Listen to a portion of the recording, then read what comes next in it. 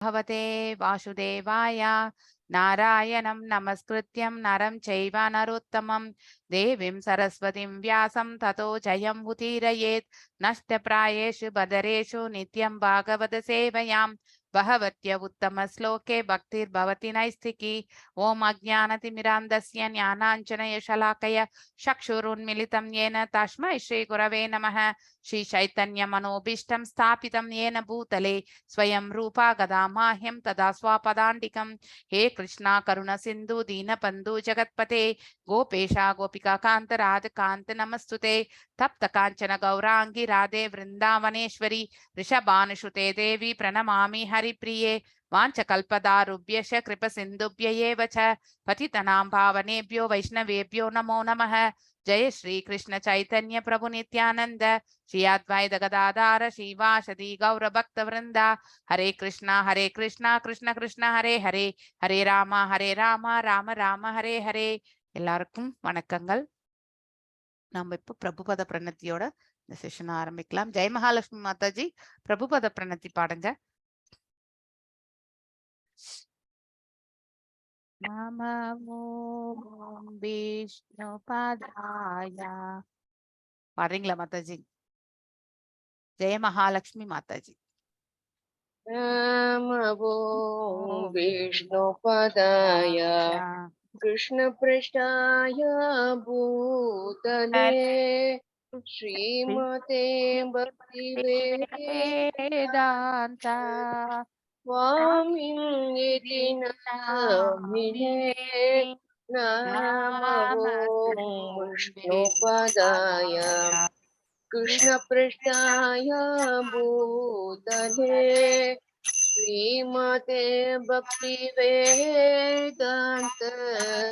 स्वामिन्निति नामिने नमस्ते सरस्वती देवी गौरवाणी प्रचारिणे निर्विशेष शून्यवादी पाश्चात्यदेशधारिणे नमस्ते सरस्वती देवी गौरवाणी प्रचारिणे निर्विशेष शून्यवादी पाश्चात्यदेशधारिणे जय श्री कृष्ण चैतन्य प्रभु नित्यानंद श्री अद्वैत गदाधर शिवसदि गौरा भक्त वृंद जय श्री कृष्ण चैतन्य प्रभु नित्यानंद श्री अद्वैत गदाधर शिवसदि गौरा भक्त वृंद हरे कृष्णा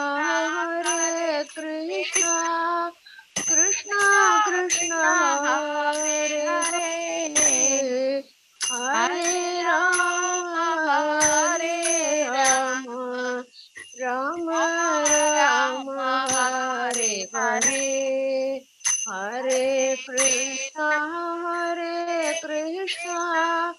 कृष्णा कृष्णा हरे हरे हरे राम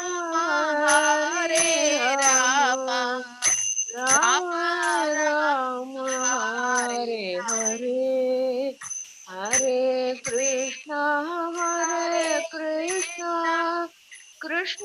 कृष्णा हरे हरे हरे राम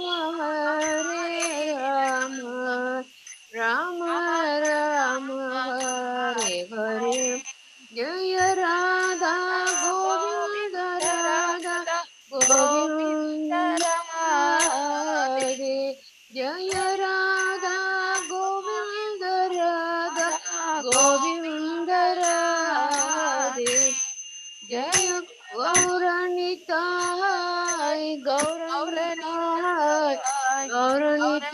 जय गौरनिताय जय गौरनिताय जय गौरनिताय जय गौरनिताय जय गौरनिताय जय जय प्रभुपाद प्रभुपाद प्रभुपाद जय जय प्रभुपाद प्रभुपाद प्रभुपाद प्रभुपाद जय जय जय प्रभुपाद प्रभुपाद गौर गौर हरि हरि बोल हरि बोल हरि हरि बोल निताय गौर हरि बोल बोल नित्य गौर हरि हरि बोल बोल हरि हरि बोल बोल हरि हरि बोल बोल नित्य नित्य गौर गौर हरि हरि बोल हरि बोल बोल हरे हरि கிருஷ்ணா बोल மாதாஜி हरे कृष्ण மாதாஜி நேற்று சிங்கார செல்வ பிரபு வந்து வீட்டுக்கு கொண்டு கொடுத்துட்டு போயிட்டாரு பேப்லெட்ஸ்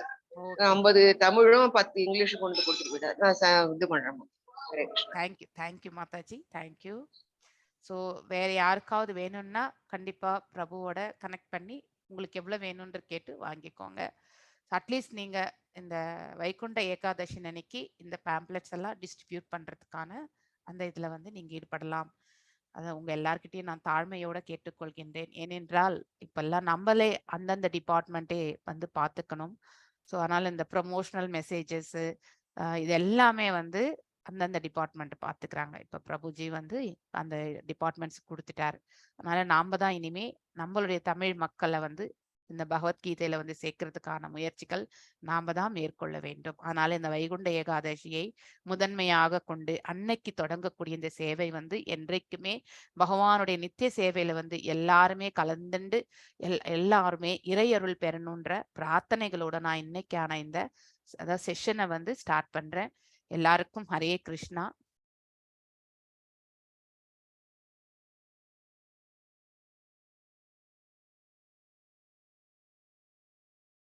ஓகே, 26வது பதம். இன்னைக்கு 3 ஸ்லோகங்கள் இருக்கு இந்த அத்தியாயத்துல முன்னிறைவு செய்வதற்கு. அதோட இன்னைக்கு நம்ம இந்த அத்தியாயத்தை நிறைவு செய்யலாம். சோ தத்ர ஸ்தான்வா பித்ரூன் தேவான் ருஷிமிஸ்வை தத் அம்பஷாக தர்பியத் வாதக விப்ரேப்யோ காவோ பகு குணா ததுஹு. எஸ், பிரேம மாதாஜி வாசிங்க. हरे कृष्ण माताजी. हरे कृष्ण माताजी. तत्र स्नात्वा पितॄन् देवान् ऋषीन् सैव तत् ऋषीन् स्वै तत् अम्बसा तर्पयित्वाद விப்ரேபியோ காவோ பகு குணா ததுஹு. தத்ர அங்கு ஸ்நாத்வா ஸ்நானம் செய்து பித்ரூன் மூதாதையர்கள் தேவான் தேவர்கள் ருஷீன் மாமுனிவர்கள் ச தவிரவும் ஏவ நிச்சயமாக தத் அதன் அம்பசா நீரால் தர்பயித்வா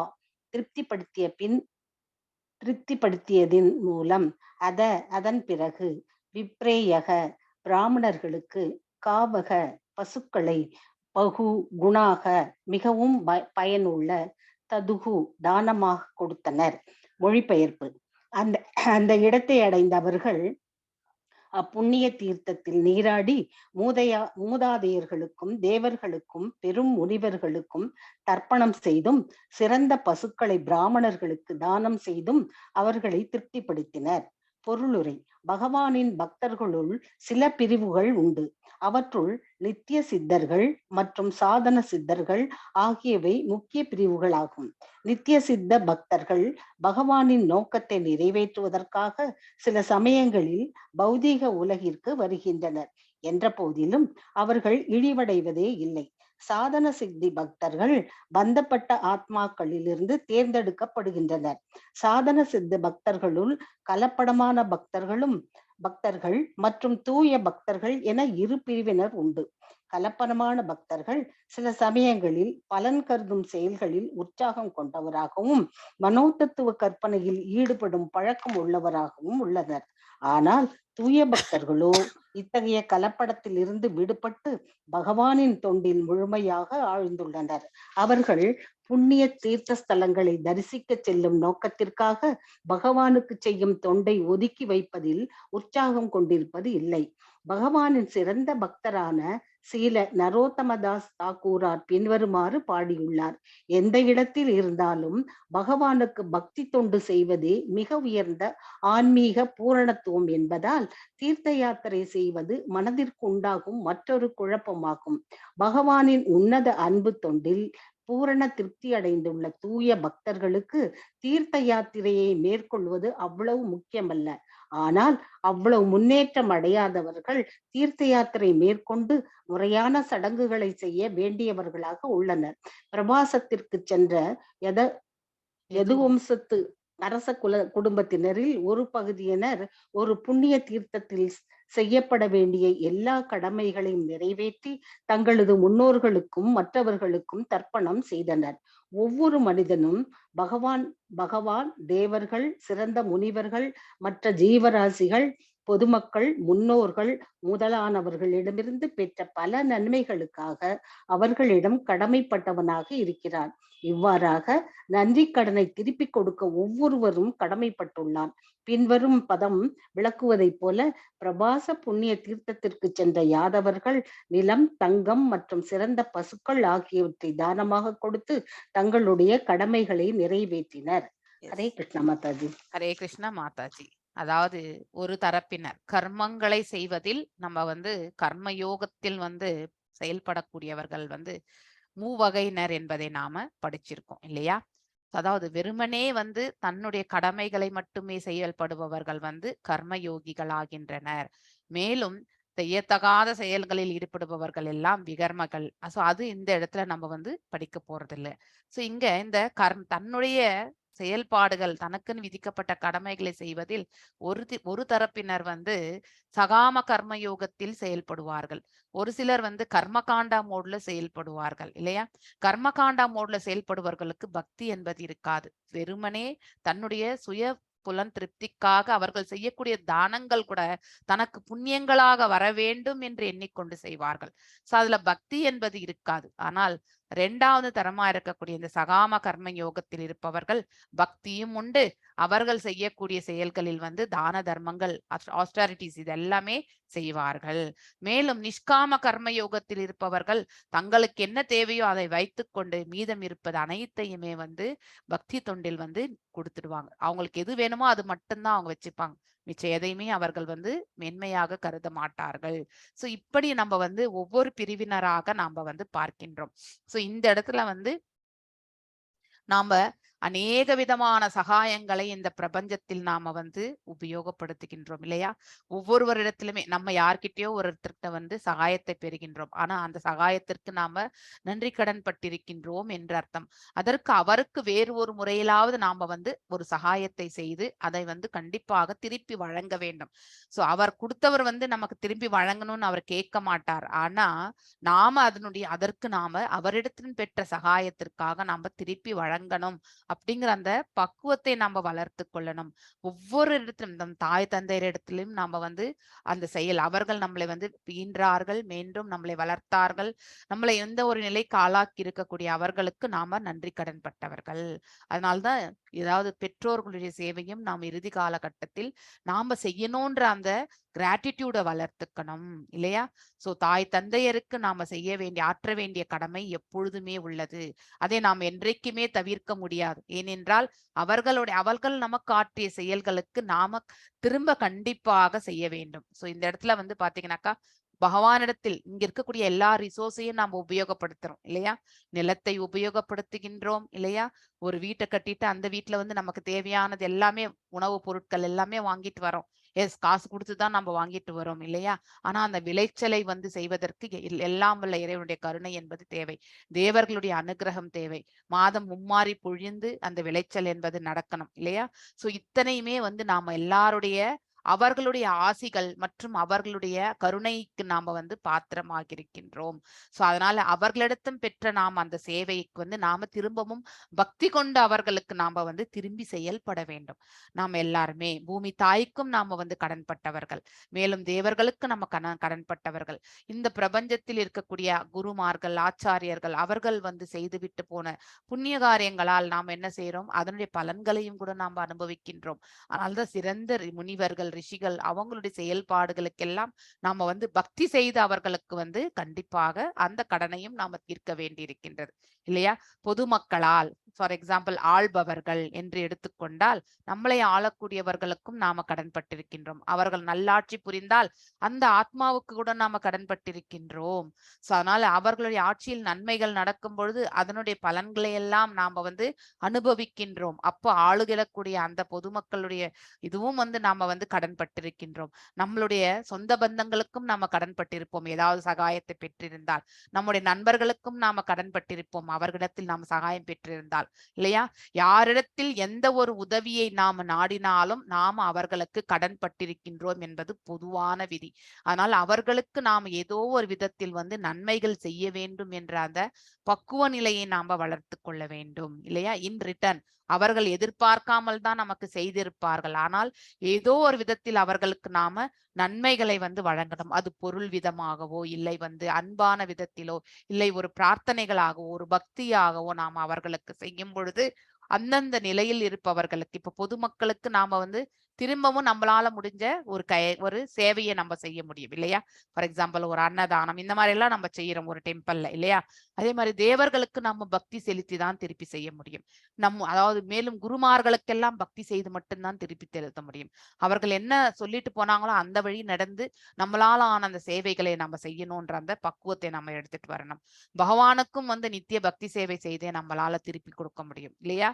எல்லாவற்றையுமே கொடுப்போமான்றது நமக்கு தெரியாது. ஆனா இந்த ஞானத்தை வந்து புரிந்து கொண்டு நம்மளாலான பக்தியை நாம கண்டிப்பாக செய்ய வேண்டும். சோ நம்முடைய முன்னோர்களுக்கு வந்து திதி வழங்குவதால் நாம வந்து அவர்களுடைய கடனையும் நாம வந்து ஏனென்றால் அவர்களை நாம பகவானுடைய கருணையால் வந்து அவர்கள் பாவ விளைவிலிருந்து விலக்கப்படுகின்றார்கள். நரகங்களில் வந்து வாழக்கூடிய அந்த நிலை ஏற்படாமல் அவர்கள் வந்து மேலும் வந்து அவர்களுடைய நிலையை வந்து தூய்மைப்படுத்தி பகவானுடைய திருத்தலத்தை சேர்வதற்கான மார்க்கத்தையும் வந்து பெறுகிறார்கள்.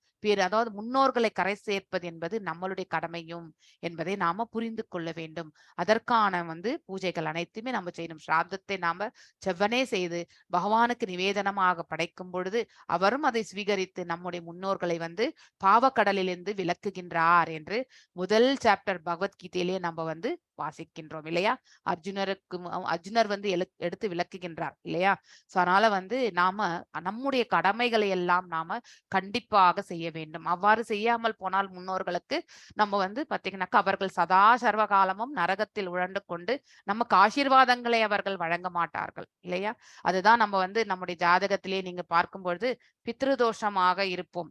சோ அந்த பித்ருதோஷம் இருக்கக்கூடிய எந்த ஒரு ஜாதகத்தையுமே நீங்க பார்க்கும் பொழுது அவர்கள் கண்டிப்பாக அவருடைய அப்பா மற்றும் தாத்தா காலத்துல இருந்து இந்த திதி வழங்கக்கூடிய அந்த இதுவே இருந்திருக்காது.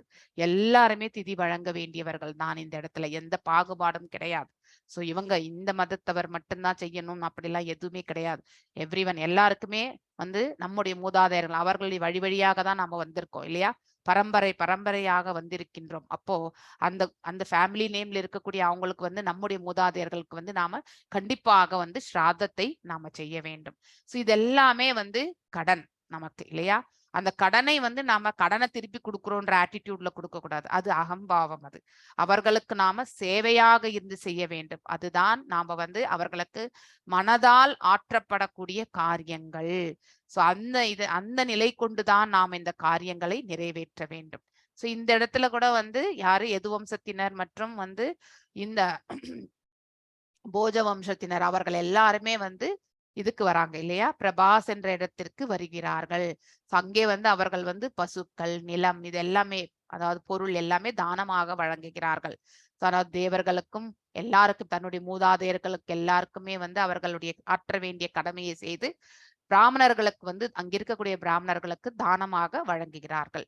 சோ தத்ர ஸ்நாத்வா பித்ருன் தேவான் ருஷிம் ஸ்வைவ தத் அம்பசா தர்பயித்வாதஹ விப்ரேபியோ காவபகு குணா ததுஹு தத்ர அங்கு ஸ்நாத்வா ஸ்நானம் செய்து பித்ரூன் மூதாதையர்கள் தேவான் தேவர்கள் ருஷீன் மாமுனிவர்கள் சா தவிரவும் ஏவச்ச ஏவ நிச்சயமாக தத் அதன் அம்பசா நீரால் தர்பயித்வா அதாவது திருப்திப்படுத்துவதன் மூலமாக அதக அதன் பிறகு விப்ரேபிய பிராமணர்களுக்கு காவக பசுக்களை பகுகுணா மிகவும் பயனுள்ள ததுக தானமாக கொடுத்தனர். இதுதான் சத்வகுணத்தில், அதாவது தானங்கள் நம்ம படிச்சிருக்கிறோம் இல்லையா, தவங்கள் தானங்கள் மற்றும் யக்னங்கள், இதை மூன்றை பற்றியுமே நம்ம படிக்கிறோம்.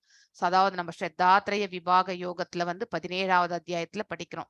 சத்வகுணத்தில் இருப்பவர்களுடைய தானங்கள் எப்படி இருக்கும், ரஜோகுணத்தில் இருப்பவர்களுடைய தானங்கள் எப்படி இருக்கும், தாம்சிக் நேச்சர்ல இருப்பவங்களுடைய தானங்கள் எப்படி இருக்கும் அப்படிங்கிறது படிச்சிருக்கோம் இல்லையா. சோ இந்த இடத்துல சத்வகுணத்தில் இருந்து கொண்டு நாம தானங்களை வழங்கு பிராமணர்களுக்கு தகுதியான இடத்தில் தகுதியான நபருக்கு அதாவது தகுதியான பொருளை நாம தானமாக வழங்க வேண்டும். சோ அதாவது அந்த பொருள் அவர்களுக்கு உபயோகமாக வேண்டும் இல்லையா. சோ அப்படி அந்த நபரும் தானத்தை பெறக்கூடிய நபரும் அந்த பெறக்கூடிய தகுதியை பெற்றிருக்க வேண்டும். அந்த மாதிரி நிலைகள் இப்ப தாம்சிக் இருக்கிறவங்க பாத்தீங்கன்னாக்கா அவங்க போதைப் பொருள்களுக்கு இருக்கக்கூடிய அதுதான் ஒருத்தருக்கு ஒருத்தர் கொடுத்துக்குவாங்க இல்லையா. சோ அது தானமே கிடையாது. அது சாஸ்திர விதிகள் பிரகாரம் இருக்கவே இருக்காது. சோ தானங்கள் எல்லாமே சாஸ்திர விதிகள் பிரகாரம் இருக்கக்கூடிய தானங்கள் மேன்மையான தானங்கள். அது ஒருவருடைய இருப்பையும் தூய்மை செய்யும் இல்லையா. அவர்கள் யாருக்கெல்லாம் கடன் பட்டிருக்கிறார்களோ அந்த இருப்பை கூட அது தூய்மை செய்ய வல்லது. அதனால்தான் நம்ம சத்வகுணத்தில் இருந்து கொடுக்கக்கூடிய தானம் தான் மேன்மையானது. எந்த ஒரு எதிர்பார்ப்பும் இன்றி இல்லையா. அவர்களுக்கு அந்த தானம் வழங்குவதால் நமக்கு அதனால் வரக்கூடிய புண்ணியங்கள் எல்லாம் ரஜோகுணத்துல புண்ணியங்கள் எதிர்பார்ப்பார்கள். ஆனால் சத்துவகுணத்தில் புண்ணியங்கள் கூட எதிர்பார்க்க மாட்டார்கள். தானங்கள் வழங்க வேண்டும். அதாவது வேத சாஸ்திரங்கள் சொல்லப்பட்டிருக்கின்றது, அதை கடமைகளாக ஏற்று அவர்கள் அந்த தானங்களை செய்வார்கள். அப்படிப்பட்ட ஒரு குணாதிசயம் தான் சத்வகுணம். சோ நாம சத்வகுணத்தில் இருந்து கொண்டுதான் இந்த தானங்களை வழங்க வேண்டும். அந்த இடத்தை அடைந்த அவர்கள் அப்புண்ணிய தீர்த்தத்தில் நீராடி, அதாவது மூதாதையர்களுக்கும் தேவர்களுக்கும் பெரும் முனிவர்களுக்கும் தர்ப்பணம் செய்து சிறந்த பசுக்களை பிராமணர்களுக்கு தானம் வழங்குறோம்னாக்கா நம்ம கூட நினைப்போம் யாருக்கோ ஏதோ ஒண்ணு கொடுக்கணும்னா ஏதோ கம்மியான விலையில வாங்கிட்டு வந்துடலாம். இது கண்டிப்பா நம்மளுடைய ரிலேஷன்ஸ்ல கூட நம்ம பார்த்திருக்கோம். சோ தானம் இப்ப கோயில்ல கூட அம்பாளுக்கு புடவை சாத்துறோம்னா ஏதோ ஒரு 200-300 ரூபாய் வாங்கினா போறோம், இது பண்ணா போறோம் அப்படின்னு தான் நம்ம பேசிக்கிறோம் இல்லையா. சோ இந்த மாதிரியான செயல்கள் தவறு. சோ அதாவது நம்ம செய்யக்கூடிய செயல் எஸ் எப்படி செய்யணுமோ அப்படி செய்யணும், முறையாக செய்ய வேண்டும். ஏதோ தானம் செய்வதற்காக நினைத்து கொண்டு தானம் செய்வது என்பது அது தவறு. சோ எதை செய்தாலுமே நம்ம அதுல லயித்து செய்ய வேண்டும். அதற்கு முழு மனதோட நம்ம அதை கொடுக்கணும். அதுதான் பூர்ணத்துவம் அடையும். சோ கடமைக்காக இதை செய்யறமே கொடுக்கறமே அப்படின்னு வச்சு கொடுக்க கூடாது, அது தவறு இல்லையா. அப்ப அதனுடைய குவாலிட்டி பத்தி நம்ம பார்க்க மாட்டோம் இல்லையா. தானத்திற்காக ஏதோ ஒரு சீப் அண்ட் பெஸ்ட் பண்ற மாதிரி ஒரு செயல்ல செய்வோம். அப்படிப்பட்ட தானங்கள் மேன்மையாகவே கருதப்பட மாட்டாது. அது இந்த பிரபஞ்சத்தில் நாம வாழும் பொழுதே அந்த புண்ணியங்கள் நமக்கு பிரயோஜனமற்ற நிலைக்கு தள்ளிவிடும். அதனால எது செய்தாலுமே முழு மனதோட செய்ய வேண்டும். நம்ம சக்திக்கு என்ன இருக்கோ அதை கொடுக்கணும். இந்த பக்குவத்தை நாம வளர்த்து கொள்ள வேண்டும். சோ பெரும் முனிவர்களும் அங்கே அவர்கள் விஷ்ணு குலத்தவர் செல்வத்தில் சிறந்தவர்கள் இல்லையா. சோ அவர்களுடைய தகுதிக்கேற்றவாறு அனைத்தையுமே அவர்கள் செய்தார்கள். அப்படிப்பட்ட தானங்கள் தான் நாம செய்ய வேண்டும். பகவானுடைய பக்தர்கள் இரு பிரிவுகள். அவற்றுள் நித்திய சித்தர்கள், அதுதான் பாத்தீங்கன்னாக்கா ஸ்ரீ சுக்திகள் மாதிரி அந்த மாதிரியான இருக்கக்கூடியவர்கள், எப்பொழுதுமே வாழ்ந்து கொண்டிருப்பவர்கள் இல்லையா. சோ ஃபார் எக்ஸாம்பிள் இன்கார்னேஷன்ஸ் அந்த மாதிரி நிலையில இருக்கக்கூடியவர்கள் எல்லாமே நித்திய சித்தர்கள் என்று. ஏன்னா மிஸ்டிக் யோகம் என்பது அவர்களுக்கு உண்டு இல்லையா. சோ நித்திய சித்தர்களாக எப்பொழுதுமே வாழ்ந்து கொண்டிருப்பவர்கள். சாதன சித்தர்கள் எல்லாமே நம்மள மாதிரி இருக்கக்கூடிய மக்கள் சாதனை புரிந்து பாவ பக்தியிலும் திளைத்து பிரேம பக்திக்கு செல்லக்கூடிய பக்குவ நிலை, அதுல முழுமை அடைபவர்கள். சில பேர் முழுமையே அடைய மாட்டார்கள், சாதன பக்தியிலே நிலை பெற்று விடுவார்கள். சோ அப்படிப்பட்டவர்கள் சாதன சித்தர்கள் என்றும் சொல்லப்படுகின்றது. சோ நித்திய சித்தர்கள் பகவானின் நோக்கத்தை நிறைவேற்றுவதற்கு அவங்களுக்கு எல்லாமே இங்கு செய்ய வேண்டிய காரியம் எதுவுமே கிடையாது. அதாவது ஹோமங்கள் வளர்க்க வேண்டிய அவசியமும் கிடையாது. ஏன்னா அவங்க ஹிருதயத்திலேயே அவங்க பகவானுக்கு பக்தி தொண்டுல ஹோமங்கள் எல்லாமே செய்திடுவாங்க. அதாவது ஒரு நிலை மூன்று குணங்களுக்கு அப்பாற்பட்டு செல்லும் பொழுது இங்க வந்து நம்ம வந்து செய்ய வேண்டிய ஆஸ்டரிட்டிஸ், அதாவது தவங்கள் எதுவுமே இருக்காது. ஏனென்றால் அவர்கள் அதற்கு மேற்பட்ட நிலைக்கு அடைந்திருப்பார்கள். அதை நாம புரிஞ்சுக்கணும். அதனால அவங்க அது செய்ய வேண்டிய அவசியமே இல்லை அப்படின்றது கிடையாது. அவர்கள் மனதாலேயே வந்து அந்த நிலைகளை எல்லாம் கடந்து இருப்பார்கள் பக்தியில். அதனால அவர்கள் ஆற்ற வேண்டிய கடமைகள் என்பது இந்த பிரபஞ்சத்தில் எதுவுமே இருக்காது. அப்படிப்பட்டவர்கள் வந்து நித்திய சித்தர்களாகின்றனர். நோக்கத்தை நிறைவேற்றுவதற்காக சில சமயங்களில் பௌதிக உலகத்திற்கு வருகின்றனர் என்ற பொழுதிலும் அவர்கள் இழிவடைவதே இல்லை. அப்படின்னா தவறி கீழே இங்கு விழுவது கிடையாது. அவர்கள் எந்த விதமான பாவ செயல்களுக்கும் ஆட்கொள்ளப்படுவது கிடையாது. ஏனென்றால் அவர்கள் ஆற்றக்கூடிய அனைத்து கடமைகளுமே பக்தி உணர்வோடு எல்லா செயல்களிலுமே அவர்கள் இறை அருளை வந்து காண்பார்கள். அவர்கள் வந்து அனைவருமே வந்து எப்பொழுதுமே பகவானுக்கு நித்திய தொண்டு புரிந்து கொண்டிருப்பார்கள்.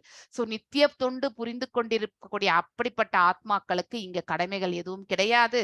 எப்பொழுதுமே நித்தியமான அந்த பக்தி சேவையில் தங்களை ஈடுபடுத்திக் கொள்வார்கள். அப்படிப்பட்டவர்கள் நித்திய சித்தர்கள் ஆகின்றனர். ஆனா சாதன சித்தர்கள் என்பது சாதன பக்தியை வந்து பயன்படுத்தி கொண்டு செயல்படக்கூடிய தன்மை உடையவர்கள். அவர்களில் வந்து இரண்டு விதமானவர்கள் இல்லையா? ஒன்று தூய்மையான பக்தி செய்யக்கூடிய அந்த அனன்ய பக்தியை நிலை பெறக்கூடிய அந்தக நிலையில் செயல்படுபவர்கள். சில பேர் வந்து கலப்படம் என்றால், அதாவது சில சமயம் பௌதீகத்தின் தரப்பில் இருந்து கொண்டு ஆன்மீகத்திற்கு சேவை புரியணும்னு நினைக்கக்கூடியவர்கள்.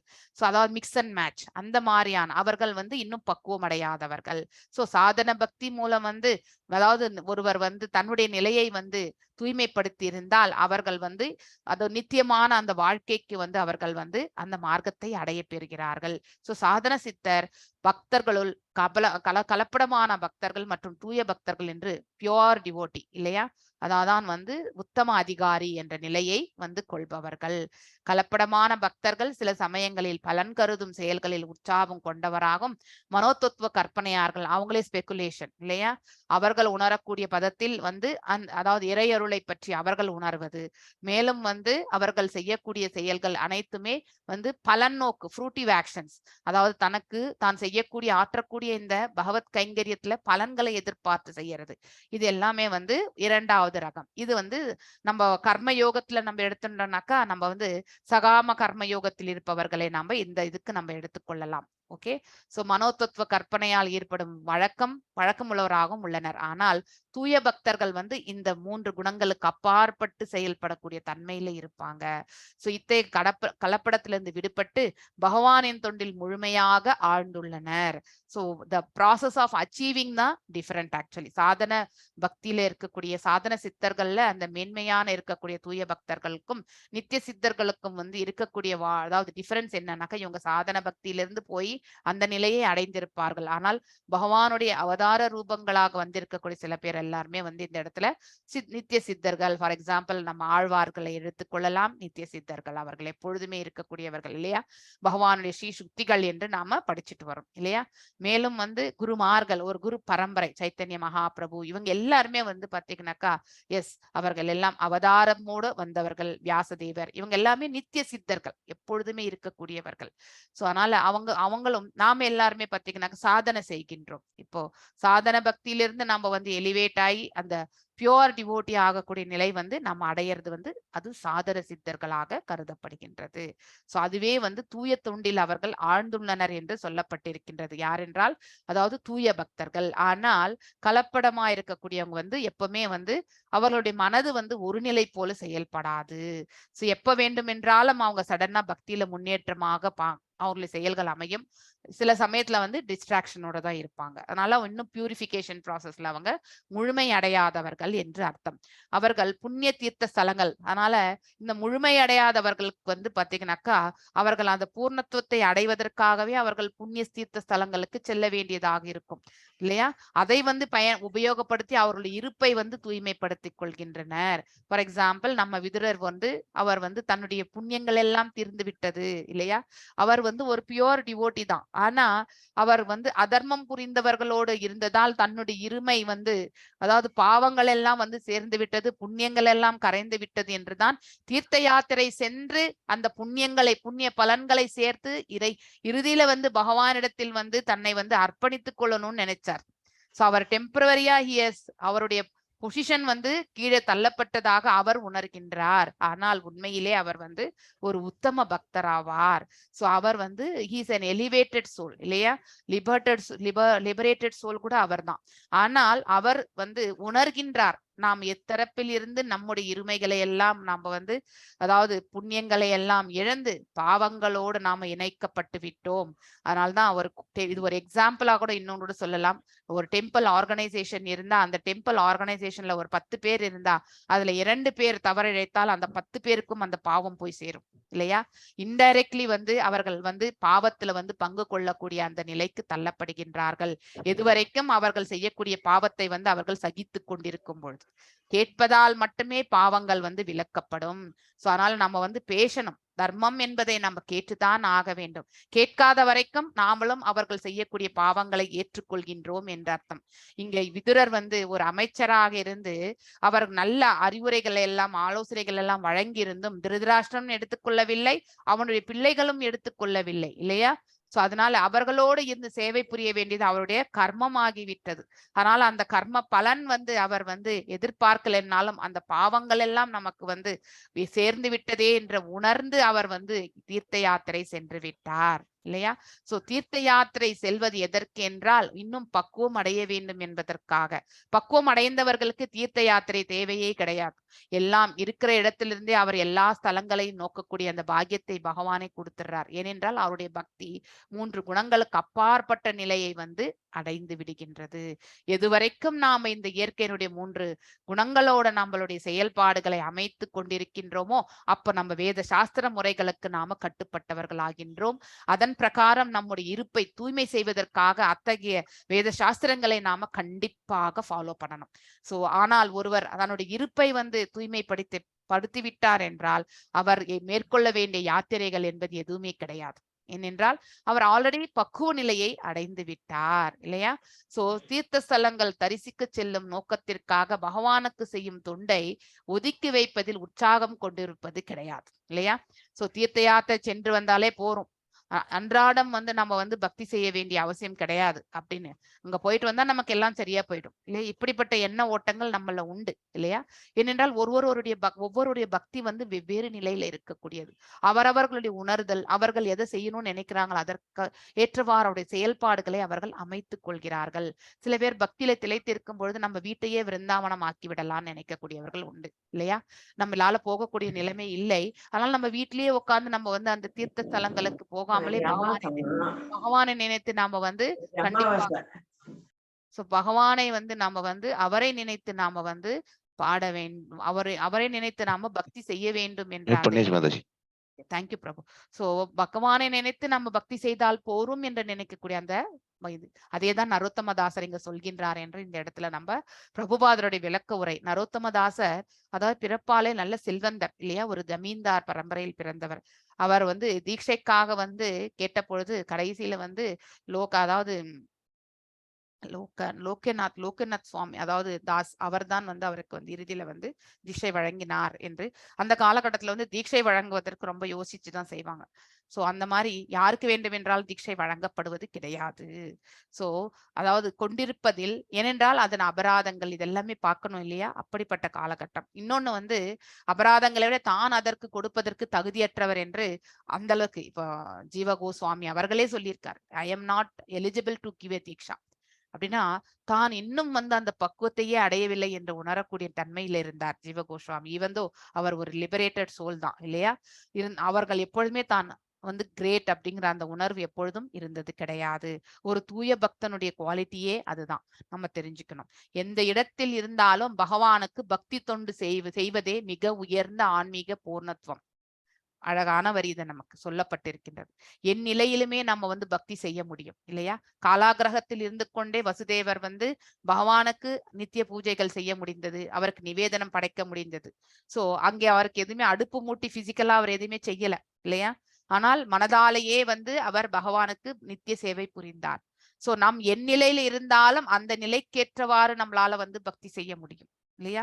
சோ இங்க முடியலையே இப்போ வந்து ஒரு அதாவது படுத்துட்டே இருக்கும், உடம்பு முடியாம படுத்துட்டு இருக்கும். அப்ப பகவானுக்கு சேவை செய்ய முடியலன்ற ஆதங்கம் இருக்கும் பொழுது மனதளவிலே நம்ம அவருக்கு வந்து பக்தி தொண்டு செய்வது, அதுவே வந்து சிரேஷ்டமான தொண்டு என்று சொல்லுவார். என் நிலையில் இருக்கின்றோமோ அந்நிலையில் இருந்து கொண்டு நாம பக்தி செய்வதற்கு நம்ம மனதை வந்து பக்குவப்படுத்தி கொள்ள வேண்டும். அதுவே பக்தியினுடைய பூர்ணத்துவம் என்பதை நாம புரிந்து கொள்ள வேண்டும். தீர்த்த யாத்திரை செய்வது மனதிற்குண்டாகும் மற்றொரு குழப்பமாகும் இல்லையா? அதாவது நம்ம வந்து இங்க செய்வதால் நம்ம வந்து செல்வதால் நமக்கு எல்லாமே வந்து கிளியர் ஆயிடுறது அப்படின்னு நினைச்சுன்னு செய்யறோம் பார், அது குழப்பம் தான். அங்க சென்று வந்த பிறகு மீண்டும் வந்து நம்ம பாவங்கள் செய்யாம இருப்போமா? புண்ணியங்கள் மட்டுமே செய்வோமா? புண்ணிய காரியமாக நாம் தீர்த்த யாத்திரை சென்ற பிறகு வந்த பிறகு பாவம் செய்யாம இருப்போமா? நம்முடைய அந்த புண்ணியங்கள் வந்து கரையாதா இல்லையா? இது எல்லாமே ஒரு குழப்பம் தான். தீர்த்த யாத்திரை செல்லும் பொழுது கூட நம்ம எதையும் எதிர்பார்த்து செல்லக்கூடாது. போய் பகவானுக்கு சேவை புரிந்துட்டு வரலாம் அப்படின்னு அந்த எண்ணத்தோட நம்ம செல்லணும். நம்முடைய இருமைகள் எதுவாக இருந்தாலும் அதை பகவான் பார்த்துப்பார். நல் மார்க்கத்தை மட்டும் அவர் நமக்கு வழங்கட்டும் என்று அந்த எண்ண ஓட்டத்தோட செல்லணும். சோ நம்முடைய புண்ணியங்கள் பாவங்கள் வந்து களையணுன்றதுக்காக நம்ம தீர்த்த யாத்திரை செல்லவே வேண்டாம். அது தவறு. அது நமக்கு கன்ஃபியூஷன் தான் நமக்கு கொடுக்கும். பக்தி கொண்டு மட்டுமே நாம தீர்த்த யாத்திரைக்கு செல்ல வேண்டும். பகவானின் உன்னத அன்பு தொண்டில் பூரண திருப்தி அடைந்துள்ள தூய பக்தர்களுக்கு தீர்த்த யாத்திரை மேற்கொள்வது அவ்வளவு முக்கியமே அல்ல. ஏனென்றால் மனதிலே அவர்களால் உட்கார்ந்த நிலையிலே பகவான் அவர்களுக்கு அந்த தீர்த்த ஸ்தலங்களுடைய பிரதட்சணம் அவங்களால கண்டிப்பாக காண முடியும். சோ ஏனென்றால் அவருடைய புலன்கள், மனது, அறிவு எல்லாம் பகவானின் தரப்பில் அவர்கள் வந்து அர்ப்பணித்திருப்பார்கள். சோ அந்த பக்குவமான நிலையில் இருக்கும் பொழுது இந்த இயற்கையினுடைய 3 குணங்களுக்கு அப்பாற்பட்ட நிலையை அவர்கள் அடைந்த பொழுது எல்லா இடங்களுமே அவர்களுக்கு தீர்த்த யாத்திரையாகத்தான் இருக்கும். எந்நிலையிலுமே பகவானுடைய சேவையை அவர்களால வந்து புரிந்து கொள்ள முடியும். ஆனால் அவ்வளவு முன்னேற்றம் அடையாதவர்களுக்கு தான் தீர்த்த யாத்திரையே. மேற்கொண்டு முறையான சடங்குகளை செய்ய வேண்டியவர்களாக உள்ளனர். பிரபாசிற்கு சென்ற யதுவம்சத்தினரும் அத்தகைய செயல்களிலே வந்து ஈடுபட்டார்கள் இல்லையா? சோ புண்ணிய தீர்த்தத்தில் செய்யப்பட வேண்டிய எல்லா கடமைகளையுமே நிறைவேற்றி தங்களது முன்னோர்களுக்கும் மற்றவர்களுக்கெல்லாம் தர்ப்பணம் செய்தனர். ஒவ்வொரு மனிதனுமே யாருக்கெல்லாம் கடன் பட்டிருக்கின்றோம் என்று அற்புதமாக இங்கு விளக்கப்பட்டிருக்கின்றது. பகவானுக்கு நாம கடமைப்பட்டிருக்கின்றோம், தேவர்களுக்கு நாம கடமைப்பட்டிருக்கின்றோம், சிறந்த ரிஷி முனிகளுக்கெல்லாம் நம்ம வந்து கடமைப்பட்டிருக்கோம், நல்ல மனிதர்களுக்கெல்லாம் நாம கடமைப்பட்டிருக்கின்றோம், பொதுமக்களுக்கு இல்லையா? அவர்களுடைய ஒத்துழைப்பால் நமக்கும் ஒரு சகாயம் உண்டு இல்லையா? அந்த சகாயத்தை பெறுவதால் நாம் அவர்களுக்கும் வந்து கடன்பட்டிருக்கின்றோம். நம்முடைய முன்னோர்கள் அவர்களுக்கும், ஏனென்றால் அவர்கள் தான் நம்மளை வந்து வளர்த்தாங்க, ஆளாக்கினார்கள். இந்த நிலையில் நாம் இன்னைக்கு சுகம் அடைந்து கொண்டிருக்கின்றோம். அதனால் அவர்களுக்கும் நாம வந்து கடன்பட்டிருக்கின்றோம். சோ இவ்வாறாக நன்றி கடனை திருப்பி கொடுக்க ஒவ்வொருவருமே கடமைப்பட்டுள்ளலாம் இல்லையா? நாம் எல்லாருமே வந்து கடன்பட்டிருக்கின்றோம். இதையெல்லாம் நாம கண்டிப்பாக திருப்பி தர வேண்டும் இல்லையா? பின்வரும் பதம் விளக்குவதை போல் பிரபாஸ் புண்ணிய தீர்த்தத்துக்கு சென்ற யாதவர்களும் தங்கம் மற்றும் நிலம், சிறந்த பசுக்கள் ஆகியவற்றை தானமாக கொடுத்து தங்களுடைய கடமையை தான் நிறைவேற்றினார்கள். அது அவர்கள் வந்து கடமையாக செய்தார்கள் என்று இந்த இடத்துல வந்து சொல்லப்பட்டிருக்கின்றது. 27வது பதம் வந்து மல்லிகா மாதாஜி வாசிங்க. ஹிரண்யம் ரஜதம் ஷையாம் வாஷாம்ஷி அஜின கம்பலான் யானம் ரதான் இபான் கன்யாதரம் விருத்திகரீம் அபிஹி. எஸ் வாசிங்க மாதாஜி. ஹரே கிருஷ்ணா மாதாஜி. ஹரே கிருஷ்ண மாதாஜி.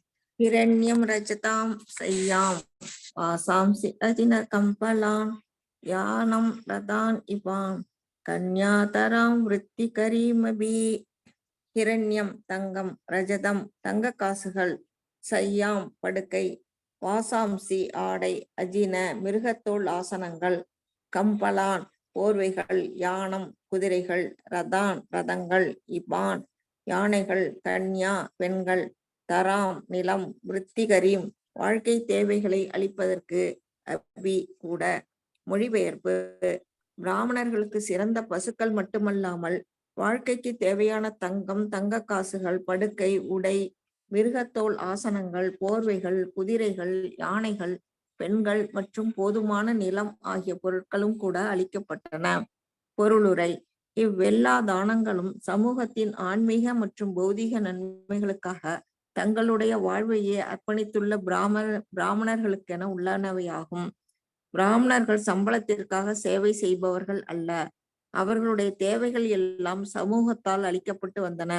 திருமணம் செய்து கொள்ளவும் முடியாத ஏழ்மையான நிலையில் இருந்த சில பிராமணர்களுக்கு பெண்களும் கொடுக்கப்பட்டனர். எனவே பிராமணர்களுக்கு பொருளாதார பிரச்சனைகளே இல்லாமல் இருந்தது. க்ஷத்திரிய அரசர்களும் பணக்கார வணிகர்களும் அவர்களுக்கு தேவையான அனைத்தையும் அளித்து வந்தனர்.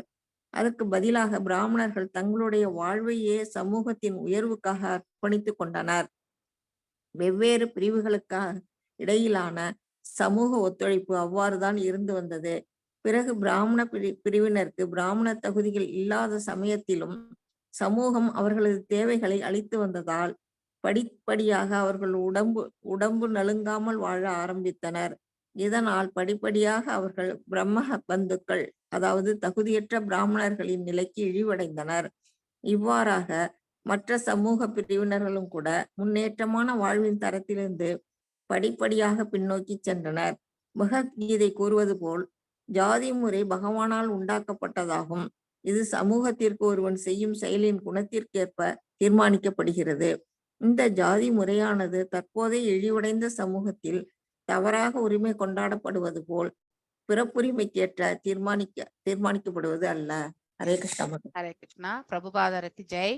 எஸ், அழகான விளக்க உரை கொடுத்திருக்கார் இல்லையா? பிறப்பால் நம்ம இந்த வர்ணத்தை சேர்ந்தவர் என்று சொல்லப்படுவது கிடையாது. இன்றைக்கு தீர்மானம் அவ்வாறுதான் நிகழ்ந்து கொண்டிருக்கின்றது.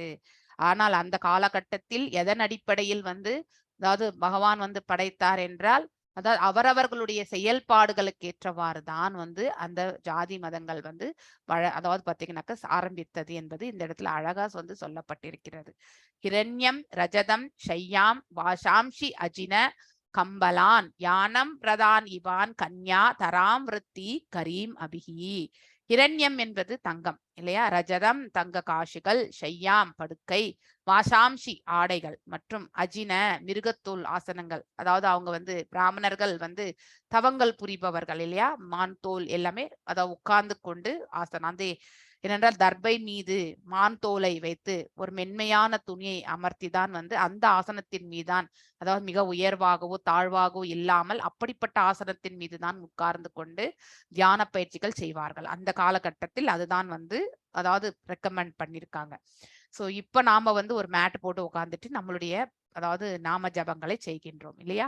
கம்பலான் போர்த்திகள், போர்வைகள், யானம் அதாவது யானைகள், ரதான் ரதங்கள், இபான் யானைகள், கன்யா பெண்கள், தராம் நிலம், விருத்தி கரீம் வாழ்க்கை தேவைக்கு அளிப்பதற்கு, அபி கூட. சோ அப்ப வர்ணாசிரம சிஸ்டமே பகவான் எடுத்துக்கொண்டு வந்ததே அவரவர்களுடைய தேவைகளை பேலன்ஸ்டா எடுத்துட்டு போகணும். இப்போ பிராமணர்கள் அந்த காலகட்டத்துல அவர்கள் அவர்கள் போதித்ததற்கு எப்பொழுதுமே எங்கே தட்சணை பெறவில்லை. அவர்களுடைய பூர்த்தியை அப்ப அரசர்களாக இருந்தவர்கள் கவனித்துக் கொண்டார்கள். மேலும் வைசியர்கள் வியாபாரம் செய்து அவர்களும் வரியை அரசனுக்கு கட்டி கொண்டிருந்தார்கள் இல்லையா? ரொட்டேஷன் எல்லாமே. சூத்ரர்கள் இந்த 3 விதமானவர்களுக்கு அவருடைய பிசிக்கல் இது சேவையை புரிந்து கொண்டிருந்தார்கள். மேலும் சூத்ரர்களுக்கு அந்த காலகட்டத்தில் சம்பளம் என்பது கிடையாது. அவர்களுடைய தேவைகள் எதுவோ அதை அனைத்துமே அவர்கள் அவங்களுக்கு கொடுப்பாங்க. உணவு கொடுப்பாங்க, உடை கொடுப்பாங்க, தங்குவதற்கு இடம் கொடுப்பாங்க. இந்த மாதிரி நிலையில தான் இந்த செயல்பாடுகள் நிகழ்ந்து கொண்டிருந்தது. ஆனால் அவரவர்களுடைய தேவை பூர்த்தியாகக்கூடிய நிலையில இருக்கும் பொழுது அவர்களுக்கு அதுக்கு மேற்பட்ட எதுவுமே தேவையற்ற நிலையில் இருந்தார்கள். அதனால்தான் அந்த 4 விதமான வர்ணத்திற்கு இடையிலுமே பேலன்ஸ்டான ஒரு பொசிஷன் அந்த காலகட்டங்கள்ல இருந்தது. ஆனா இப்ப நமக்கு அப்படி கிடையாது. பிராமணர்களுக்கு சிறந்த பசுக்கள் மட்டும் இல்லாமல் வாழ்க்கைக்கு தேவையான தங்கம், தங்க காசுகள், படுக்கை, உடை, அதை இருக்கிறதுக்கு இடம், அவங்களுடைய ஜீவனத்தை நடத்தி கொள்வதற்கு தேவையான அந்த இதெல்லாமே ஏற்படும். அதாவது மிருகத்தோல் என்பது இங்க மான் தோல் ஆசனங்கள், போர்வைகள், குதிரைகள், யானைகள், பெண்கள் மற்றும் அதாவது வேலை செய்வதற்கும் தேவையில்லையா மற்றும் போதுமான நிலம் ஆகிய பொருட்களும் கூட அழிக்கப்பட்டன. சோ இவ்வெல்லா தானங்களும் சமூகத்தின் ஆன்மீக மற்றும் பௌதீக நன்மைகளுக்காக தங்களுடைய வாழ்வை அர்ப்பணித்துக் கொண்ட பிராமணர்களுக்கென்னே உள்ளவையாகும். பிராமணன் என்ன செய்ய வேண்டும்? எந்த ஒரு எதிர்பார்ப்பும் இன்றி வேத மந்திரங்களுடைய உச்சாரணம், யக்ஞங்கள் இது எல்லாமே செய்து இந்த லோக கல்யாணத்திற்காக செயல்பாடுகளை அமைத்துக் கொள்ள வேண்டும். மேலும் அந்த ஞானத்தை 10 பேருக்கு எடுத்துரைக்கக்கூடிய அந்த நிலைக்கு அவன் இருக்க வேண்டும். எந்த எதிர்பார்ப்பும் இல்லாமல், அதாவது தானங்கள் எதுவுமே இல்லாம இருக்கணும். ஆனால் அவனுக்கு அன்றாடம் வாழ்க்கை ஜீவனத்திற்கு தேவையான இந்த பௌதீகத்தில் இருக்கக்கூடிய செயல்கள் அவனுக்கு தேவை இல்லையா? அவனுக்கு உணவு தேவை, இருக்க இடம் தேவை, உடுக்க உடை தேவை. இது எல்லாமே பௌதீக பொருட்கள். இதை எல்லாமே வந்து யார் பார்த்து ரட்சிப்பாங்கனாக்கா சத்திரியர்கள் தான் வந்து ரட்சிப்பார்கள். சத்திரியர்களுக்கு யார் இந்த வருமானத்தை கொடுப்பது? வைசியர்களுடைய வருமானம். அது வந்து வரியாக அவர்கள் வந்து கட்டுவார்கள். சோ இது வந்து பேலன்ஸ்டா நடந்துட்டே இருக்கும். அவர்களுடைய தேவைகள் எல்லாம் சமூகத்தால் அளிக்கப்பட்டு வந்தன அந்த காலகட்டங்கள். அவங்களுக்கு தேவையே வந்து எல்லாருமே அவங்கள பார்த்துட்டு இருந்ததுனால அது வந்து அதை பத்தி வருமானத்தை பத்தி அவங்க வந்து கவலைப்படவே இல்லை இல்லையா? திருமணம் செய்து கொள்ள முடியாத ஏழ்மையான நிலையில் இருந்த சில பிராமணர்களுக்கு பெண்களும் கூட வந்து தானமாக கொடுக்கப்பட்டனர் என்று இந்த இடத்துல சொல்லப்படுகின்றது. எனவே பிராமணர்களுக்கு பொருளாதார பிரச்சனையே இல்லாம இருந்தது. அந்த காலகட்டங்கள்ல அவங்களுடைய தேவைகளை பூர்த்தி செய்து கொண்டிருந்ததால் அவர்களும் வந்து தட்சணை பற்றி எதிர்பார்க்கல. ஆனா இப்ப உல்டாவாயிடுச்சு இல்லையா? இப்ப கேட்டுதான் பெற வேண்டும். சோ அவர்களுடைய செயல்களுக்கு வந்து இப்ப வந்து எல்லாமே வந்து காசுதான் இல்லையா? எனவே பிராமணர்களுக்கு பொருளாதார பிரச்சனை இல்லாமல் இருந்து வந்த சத்திரிய அரசர்களும் பணக்கார வணிகர்களும் அவர்களுடைய தேவையை வந்து அனைத்தையுமே அளித்து வந்தனர். அதற்கு பதிலாக பிராமணர்கள் தங்களுடைய வாழ்வையே சமூகத்தின் உயர்வுக்காக அர்ப்பணித்திருந்தார்கள். சோ இப்ப அந்த நோக்கம் கூட இப்ப கிடையாது இல்லையா? தனக்கே எதுவுமே இல்லாதப்போ நம்ம சமூகத்தை பற்றி எவ்வாறு யோசிக்க முடியும் என்ற கொஸ்டின் கண்டிப்பா வரும் இல்லையா? ஆனால் தன்னுடைய நிலையே அவர்களால் வந்து கவனித்துக் கொள்ள முடியவில்லை. அதனால அந்த பிராட் வியூவா வந்து சமூகத்திற்கு நன்மை செய்யணும்ன்ற அந்த செயல்கள்ல வந்து இப்ப இருக்கக்கூடிய பிராமணர்கள் வந்து ஈடுபட முடியவது கிடையாது. சோ முடியவும் முடியாது. சோ அந்த மாதிரி ஒரு காலகட்டம் இப்பொழுது. சோ வெவ்வேறு பிரிவுகளுக்கு இடையிலான இந்த ஒற்றுமை வந்து அப்ப வந்து பேலன்ஸ்டா நடந்துட்டு இருந்தது. பிறகு பிராமண பிரிவினர் வந்து பிராமண தகுதிகள் இல்லாத அப்ப வந்து ஒண்ணு நமக்கு வந்து சாட்டிஸ்பாக்சன் ஆச்சுன்னா நமக்கு வந்து அகங்காரம் என்பது வந்துவிடும் இல்லையா? சோ எல்லாமே கிடைக்க பெறும்பொழுது நமக்கு வந்து சோம்பேறித்தனம் என்பதும் நமக்கு வந்து கண்டிப்பாக ஏற்படும். சோ அந்த மாதிரி வந்து அவர்களுடைய தகுதியில் அப்ப சொன்ன வேத மந்திரங்கள் அப்பெல்லாம் யக்னங்கள் செய்யும்போது ஒரு மிருகத்தை வந்து பலியிட்டாங்கன்னா அது வந்து மனித பிறவி இமிடியேட்டா டிரான்ஸ்பர்மேஷன் ஆகிறத வந்து அந்த காலகட்டங்கள்ல வந்து இருந்தது. வேதங்கள் அந்த பவர்ஃபுல்லான ஒரு நிலையில வந்து அந்த சமயத்துல வந்து சொல்லப்பட்டது. ஆனால் இப்ப இருக்கக்கூடிய அந்த அளவுக்கு வந்து வேத ஞானமும் கிடையாது. அதை வந்து உச்சாடனம் பண்ணக்கூடிய அந்த நிலைக்கு நம்ம இப்ப கம்பேர் பண்ணவும் முடியாது.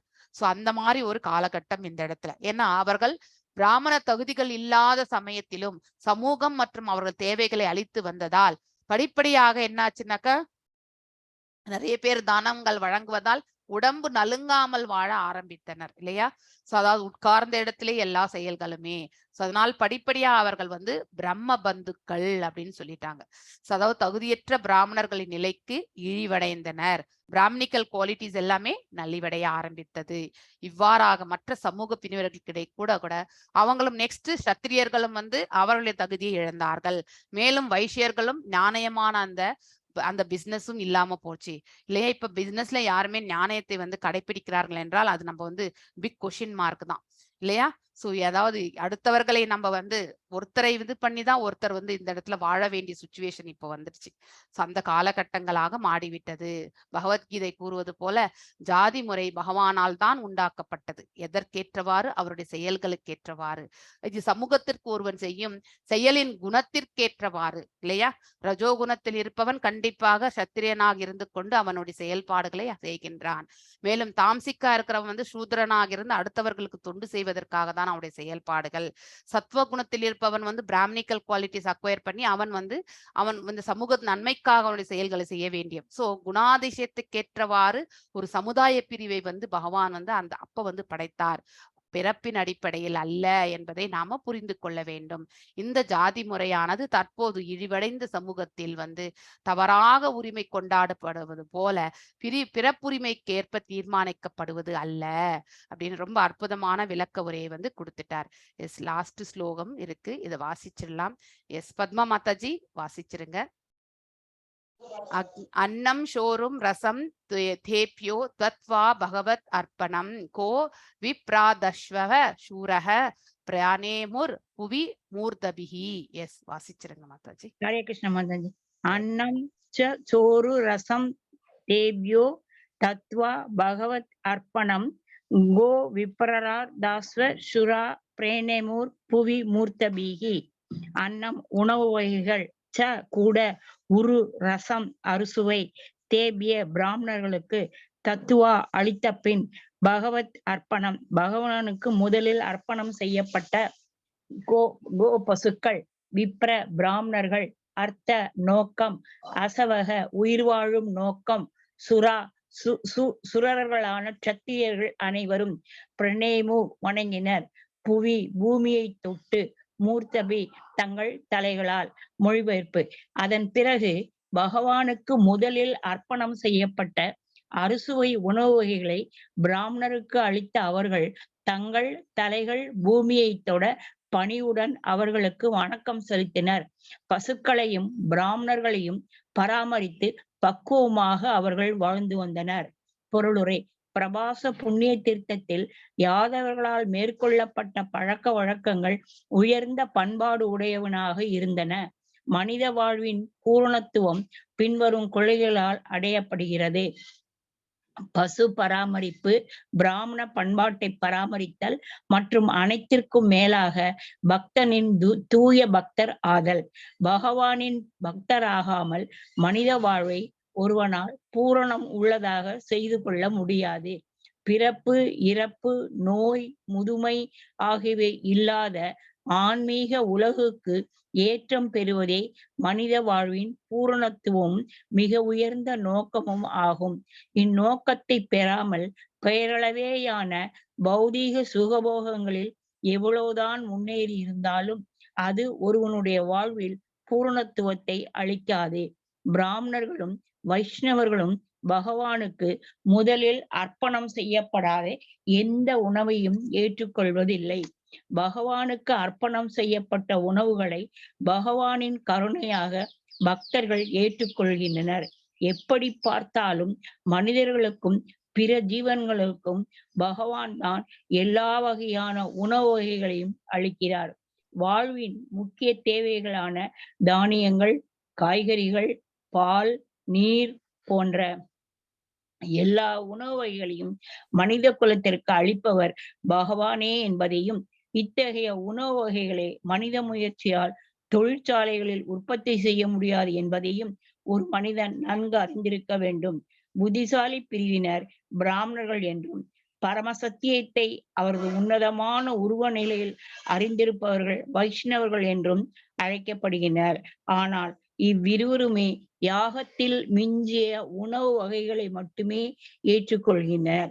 யாகம் என்பது யஜ்ஞ புருஷரான விஷ்ணுவை திருப்திப்படுத்துவதற்கென உள்ளதாகும்.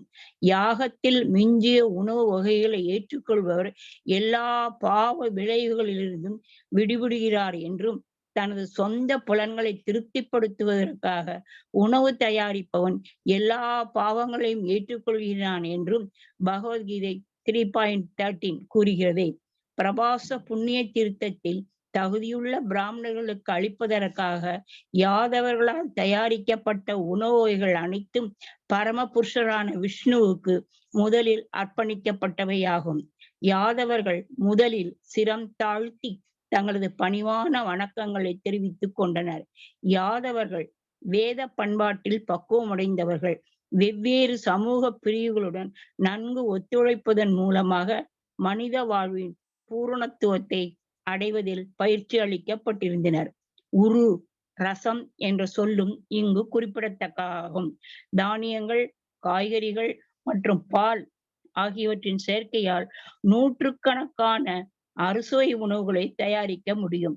இத்தகைய தயாரிப்புகள் சத்துவ குணத்தில் உள்ளவை என்பதால் அவற்றை பரமபுருஷருக்கு படைக்க முடியும். பகவத்கீதையில் 9.26 குறிப்பிடப்பட்டிருப்பது போல் பழங்கள், மலர்கள், இலைகள் மற்றும் பானங்கள் ஆகியவற்றின் எல்லைக்கு உட்பட்ட உணவு வகைகள் பூர்ண பக்தியுடன் படைக்கப்படுமானால் அவற்றை பகவான் ஏற்றுக்கொள்கிறார். பகவானுக்கு நிவேதனம் செய்வதற்கு முக்கியமாக தேவைப்படுவது அன்பும் பக்தியுமே ஆகும். பக்தர்களால் அர்ப்பணிக்கப்படும் இத்தகைய உணவுகளை உண்மையாகவே தாம் உண்பதாக பகவான் உறுதி செய்கிறார். எனவே நன்கு சீர்தூக்கி பார்ப்போமானால் யாதவர்கள் நாகரீக வாழ்வில் நன்கு பயிற்சி பெற்றிருந்தனர் என்பதையும், பகவானின் விருப்பத்தினால்தான் பிராமண முனிவர்கள் அவர்களை சபித்தனர் என்பதையும் நம்மால் காண முடியும். பிராமணரிடமும் வைஷ்ணவரிடமும் அலட்சியமாக நடந்து கொள்ளக்கூடாது என்று இச்சம்பவம் நம்மை எச்சரிக்கிறது. ஸ்ரீமத் பாகவதம் 3ஆம் காண்டத்தின் பிருந்தாவனத்திற்கு வெளியில் பகவானின் நீலைகள் எனும் தலைப்பு கொண்ட 3ஆம் அத்தியாயத்திற்கான பக்தி வேதாந்த பொருளுரைகள் இவ்வாறு நிறைவு பெறுகின்றன. ஹரே கிருஷ்ணா மாதாஜி. ஹரே கிருஷ்ணா மாதாஜி. எஸ், இது சிம்பிளான ஒரு விளக்க உரை தான். இதுல வந்து நம்ம இதுக்கு முன்னாடி பகவத்கீதையில கூட இதெல்லாம் படிச்சிருக்கோம் இல்லையா? பத்திரம் புஷ்பம் பழம் தோயம், அதாவது நம்முடைய தகுதிக்கேற்றவாறு, நம்முடைய கெப்பாசிட்டி இல்லையா, நமக்கு எந்த அளவுக்கு நம்ம செல்வத்தில் வந்து உயர்ந்திருக்கின்றோமோ அதற்கேற்றவாறு நம்ம கண்டிப்பாக பகவானுக்கு வந்து நிவேதனம் படைக்கணும். நல்ல கோட்டீஸ்வரராக இருந்து கொண்டு அவருக்கு போயிட்டு பத்திரம் புஷ்பம் பழம் தோயன்ட்டு வெறும் ஒரு கிளாஸ்ல தண்ணி, ஒரு இலை, ஒரு பூ வச்சாக்கா that is not the right இல்லையா? நாம மட்டும் நல்ல வெரைட்டியா சமைச்சு சாப்பிட்றோம் இல்லையா? ஸோ அது எல்லாமே அந்த காய்கறிகள் எல்லாமே கூட அது கூட உயிர் வாழிகள் தான். அதுவும் வந்து சிறு பாவத்தை வந்து சுமந்து கொண்டுதான் நம்ம வந்து சாப்பிடுகின்றோம் இல்லையா? எந்த உயிரையுமே வதைக்க கூடாது என்பது நமக்கு, அது எந்த உயிராவது நம்ம வதைச்சா அது வந்து நமக்கு வந்து கண்டிப்பா பாவம் என்று நம்ம படிச்சுட்டு தான் வரோம். ஸோ அதுவும் ஒரு உயிர் வாழி தான். அதோட வந்து ஒரு சிறிய பாவமும் உண்டு. ஆனால்தான் அதை வந்து அந்த பாவத்திலிருந்து நம்ம விலக்கணும்னா அந்த சிறிய பாவம் வந்து கண்டிப்பாக அதை பிரசாதமாக மாற்றி நாம உண்ண வேண்டும் என்று சொல்லப்படுகின்றது. ஸோ பகவானும் அதில் இருக்கக்கூடிய அந்த பாவத்தை வந்து நீக்குகின்றார். அதற்கு பாவம் நீக்கப்பட்ட அது வந்து அர்ப்பணிக்கப்பட்ட அந்த உணவு வந்து பிரசாதமாக மாறும்போது நாம் உட்கொண்டால் பாவமற்ற உணவை நாம் ஏற்றுக்கொள்கின்றோம் என்ற அர்த்தம். ஸோ அதனால் நம்முடைய இருப்பும் வந்து தூய்மை அடைகின்றது. இல்லை என்றால் இருக்கக்கூடிய பாவத்தோட சேர்ந்து இந்த பாவத்தையும் சேர்த்து நம்ம வந்து ஆட் பண்ணிக்கிட்டே தான் போறோம். நம்முடைய விருப்பத்திற்கேற்றவாறு நம்முடைய உணவு வகைகளை சமைத்து எனக்கு இது பிடிக்கும் அது பிடிக்கும்னு சொல்லிட்டு நாம வந்து செய்து நாம சாப்பிட்றோம் இல்லையா? இன்னொன்னு, சமையல் கட்டுல வந்து டேஸ்ட் பண்ணக்கூடாது. மேலும் வந்து அந்த சமையல் பண்ணும் பொழுது அதனுடைய நுகர்ந்த அந்த வாசனைகள் எல்லாம் நம்ம ஏற்றுக்கொள்ளவும் கூடாது. அப்ப முதல்லயே அர்ப்பணம் என்பது வந்து அந்த அளவுக்கு கட்டுப்பாடோட சமைத்து பகவானுக்கு நிவேதனம் படைக்கிறோம்னா அது ரொம்பவுமே வந்து முக்கியமான ஒரு ப்ராசஸ். நீங்க எல்லாரும் பக்தி சதாச்சார் கிளாஸ்ல இதை பத்தி பிரசாதத்தை பற்றி படிச்சிருப்பீங்க இல்லையா? ஸோ அதுல கண்டிப்பா இந்த விதிமுறைகள் எல்லாம் இருக்கு. ஸோ பேசக்கூடாது, அந்த மாதிரி யாரையுமே வந்து ஒரு கான்வர்சேஷன், எஸ் நம்ம வீட்டுல வந்து நன்மை தீமை எல்லாமே கலந்துதான் இல்லையா? ஆனா அந்த இடத்துல வந்து ஒரு கடினமான சம்பவம் நடந்ததை பற்றி அவங்கள வந்து திட்டுறது, இது எல்லாமே செய்யக்கூடாது. நம்ம வந்து உணவு சமைக்கும் பொழுது வரைக்கும் நம்மளால பக்தி பண்ண முடியலன்னாலும் சைலண்டா இருந்துட்டு நம்ம வந்து உணவை சமைக்கணும். ஸோ அதுல வந்து ஈடுபாடோட சமைக்கணும். சமையல் கட்டிலேயே வந்து சாப்பிடவும் கூடாது, அது தவறு. ஸோ அந்த சமையல் கட்டு என்பது உணவு படைப்பதற்கு மட்டும்தான். அதை செய்து நிவேதனமாக எடுத்துட்டு போயிட்டு பகவானுக்கு நாம நிவேதனம் செய்த பிறகு அதை நாம வந்து ஸ்வீகரிக்க வேண்டும். சிம்பிள் ப்ராசஸா நம்ம இதை வச்சுக்கணும். அதுக்கு மேல நிறைய ரூல்ஸ் இருக்கு. ஆனா அட்லீஸ்ட் பேசிக்கா இந்த லெவலாவது நம்ம வந்து ஈடுபாடோட செய்யணும். ஸோ ஏதுமற்ற குடிசையில் இருப்பவர்களுக்கு வந்து பகவான் கொடுத்திருக்காரு, நீ உனக்கு முடிஞ்ச ஒரு துளசி தளத்தை வைத்து ஒரு கிளாஸ் நீரை வச்சு நீ என்ன கும்பிட்டா கூட அதுவே நான் வந்து பிரசாதமாக ஏற்றுக்கொள்கின்றேன்னு சொல்றார் அவர் வந்து. ஸோ நம்ம படைக்க நிவேதனமாக ஏற்றுக்கொள்கின்றார். அதை நாம வந்து அந்த நீரை கூட நாம தீர்த்தமாக நம்ம ஏற்றுக்கொள்ளலாம் இல்லையா? அது நமக்கு வந்து பிரசாதம். ஸோ அந்த மாதிரி நம்ம தகுதிக்கேற்றவாறு நம்மளுடைய அதாவது இருப்புக்கேற்றவாறு நம்ம பகவானுக்கு கண்டிப்பாக நிவேதனம் படைக்க வேண்டும். இது எல்லாருக்குமே கிரவுண்ட் ரூல் தான். ஏன்னா அவர் தான் இந்த தானியங்கள் எல்லாவற்றையுமே நமக்கு எங்கிருந்து வருது? அவருடைய அருளால் தான் நாம பெற்றுக்கொண்டிருக்கின்றோம். அப்ப அதாவது அந்த நன்றியை நாம திருப்பி செலுத்தணும் இல்லையா? அதுக்காக நம்ம பிரசாதமாக மாற்றி நாம வந்து பகவானுக்கு செலுத்தலாம். அன்னம் சோறு ரசம் தேப்பியோ தத்வா பகவத் அர்ப்பணம் கோ விப்ராரா தாஸ்வக சூராகா பிரணேமுர் புவி மூர்த்தபிகி. அன்னம் அதாவது உணவு வகைகள், சஹா கூட, ஊரு ரசம் அறுசுவை, தேப்பிய பிராமணர்களுக்கு, தத்வா அளித்த பின், பகவத் அர்ப்பணம் அதாவது பகவானுக்கு முதலிலும் அர்ப்பணம் செய்யப்பட்ட, கோ பசுக்கள், விப்ரா பிராமணர்கள், அர்த்த நோக்கம், அசவக உயிர் வாழும் நோக்கம், சுராக சூரர்களான சத்திரியர்களும் அனைவரும், பிரேணமுகு வணங்கினர், புவி பூமியை தொட்டு, மூர்த்தபிகி தங்கள் தலைகளால் அதாவது பகவானுக்கு முதலில் அர்ப்பணம் செய்யப்பட்ட அறுசுவை உணவு வகைகளை பிராமணர்களுக்கு அளித்த அவர்கள் தங்கள் தலைகளை பூமியை தொட பணிவுடன் அவர்களுக்கு வணக்கம் செலுத்தினர். பசுக்களையும் பிராமணர்களையும் பராமரித்து பக்குவமாக அவர்கள் வந்து வாழ்ந்து வந்தனர். எஸ், நாம செய்யக்கூடிய அதாவது பிராமணிக்கல் குவாலிட்டிஸ், இப்ப பிராமணரை நாம டெய்லி எங்க தேட முடியும்? வீட்டுல உணவு படைத்து நாம தான் வந்து அந்த பிராமணிக்கல் குவாலிட்டிஸை வந்து வளர்த்து கொள்ள வேண்டும். இல்லை நம்ம வீட்டுக்கு யாராவது கெஸ்டா வரவங்க கூட அந்த மாதிரியான குவாலிட்டிஸ் இருந்தா முதலில் அவர்களுக்கு படைக்கணும். ஸோ அதனால வந்து எங்கேயாவது யாகம் செய்யும்போது பாத்தீங்கன்னாக்கா சீனியர் டிவோட்டிஸ் இல்லையா, அவங்களுக்கு தான் முதலில் வந்து இந்த உணவை வந்து பரிமாறுவார்கள். ஸோ அந்த இது வந்து என்ன, அவர்கள் அதை அருந்துவதால் பகவானே அதை ஸ்வீகரிப்பதாக வந்து வந்து சொல்லப்படுகின்றது. ஸோ அதனால வந்து இந்த புண்ணிய ஸ்தலத்துல வந்து இந்த யாதவர்கள் வந்து அத்தகைய காரியங்களில் ஈடுபட்டார்கள் என்று சொல்லப்படுகின்றது. இது இன்னும் வந்து விளக்கத்தை நாளைக்கு நாம் வந்து முடிக்கிறேன் நானு. ஸோ இதை எடுத்துட்டா இன்னும் நிறைய நேரம் போகும். ஓகே, another 20 minutes ஆயிடும். ஸோ ஐ வில் இது வந்து ஆல்ரெடி ஒரு பேசிக் கான்செப்ட் தான், அதை உங்களுக்கு நாளைக்கு நான் விளக்குகின்றேன். ஸோ அதோட நம்ம வந்து இந்த அத்தியாயத்தை நாம வந்து நிறைவு செய்கின்றோம். ஸோ எல்லாருக்கும் ஹரே கிருஷ்ணா. வாஞ்ச கல்ப தாருபியஷ கிருப சிந்துபிய ஏவச்ச பதிதனாம் பாவனேபியோ வைஷ்ணவேபியோ நமோ நமः. அனந்த கோட்டி வைஷ்ணவ விருந்து கி ஜெய். நாமாச்சாரிய ஹரிதாஸ் தாகூர் கி ஜெய். ஹரே கிருஷ்ணா கிருஷ்ண கிருஷ்ண ஹரே ஹரே, ஹரே ராம ராம ராம ஹரே ஹரே.